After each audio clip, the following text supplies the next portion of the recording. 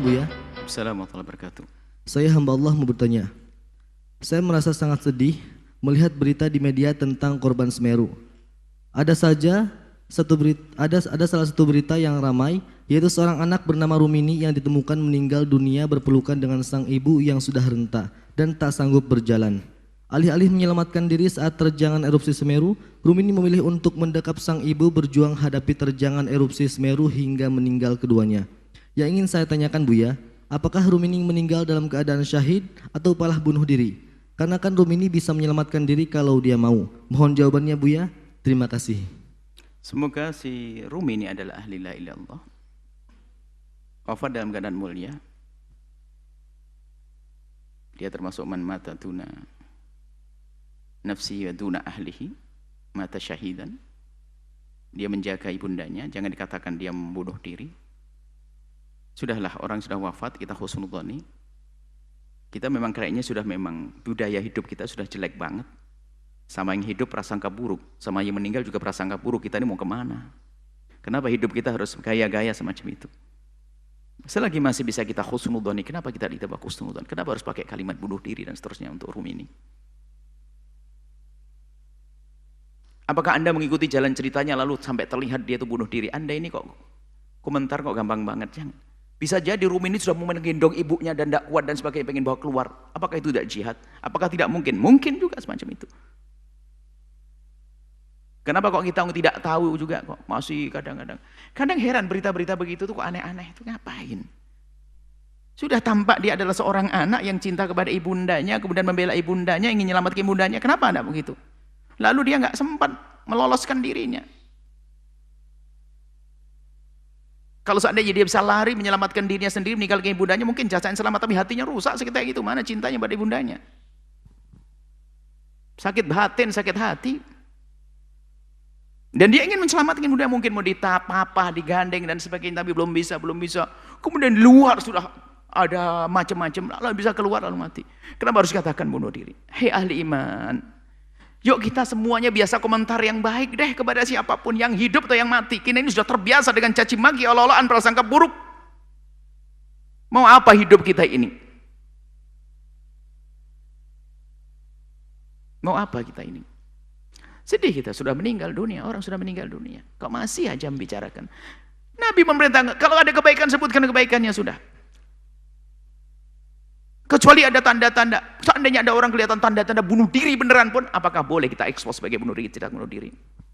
Kita tidak tahu di lahdzah akhir, saat terakhirnya,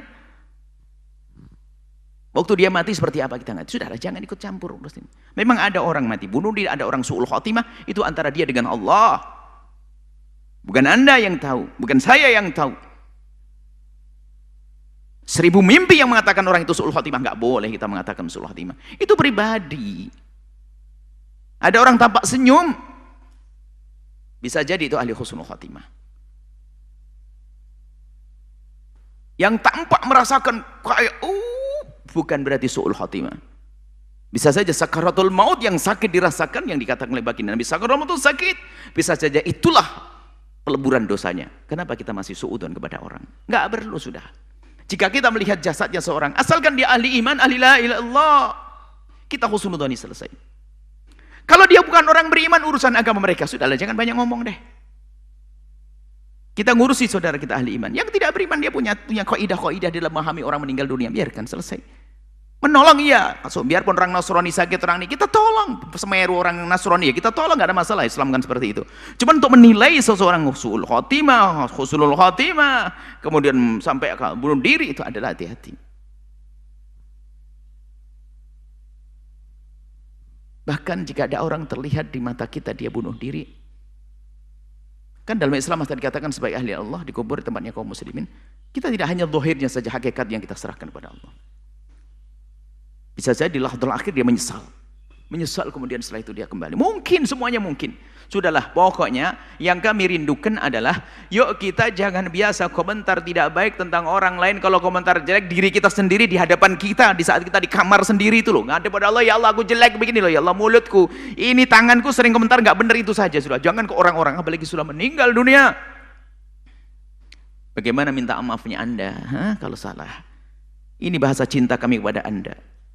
Kita ingin indah kepada sesama yang masih hidup. Kalau sudah tidak indah dengan yang hidup, lihat sampai yang meninggal pun kan kita bawa-bawa. Kita bebaskan lisan kita dari caci maki. Kita bebaskan tangan kita untuk mengetik sesuatu yang menjadikan orang sakit. Mungkin si sahabat Rumi ini punya saudara, punya anak dan sebagainya. Kalau Anda katakan ini, Anda menyakiti yang hidup. Sudah suudzon kepada yang meninggal akan menyakiti yang hidup. Yuk kita tata hati kita. Kita perlu damai. Kita perlu damai. Hati yang indah. Prasangka buruk dengan sesama. Tolong menolong dalam kebaikan ya. Menjaga lisan kita dan seterusnya. Ini saja yang pernah punya kalimat-kalimat yang tidak baik. Minta maaf kepada Allah. Istighfar. Dan istighfar untuk Rumini dan seterusnya. Jangan dilanjutkan, jangan biasa dengan begitu. Kemudian kepada media-media yang biasa dengan gaya viral-viral. Anda punya hitungan di hadapan Allah, hei hamba Allah. Jadilah membawa viral sesuatu yang bermanfaat, jangan sesuatu yang tidak baik. Ada hitungannya di hadapan Allah. Kalau Anda cerdas, hebat, Anda akan membuat sesuatu yang viral, yang bermanfaat, maka itu adalah amal yang terus mengalir pahalanya bagi Anda. Jadilah orang cerdas, jangan menyebarkan sesuatu yang viral, lalu itu adalah musibah buat Anda, itu kebodohan. Nuhibbukum fillah.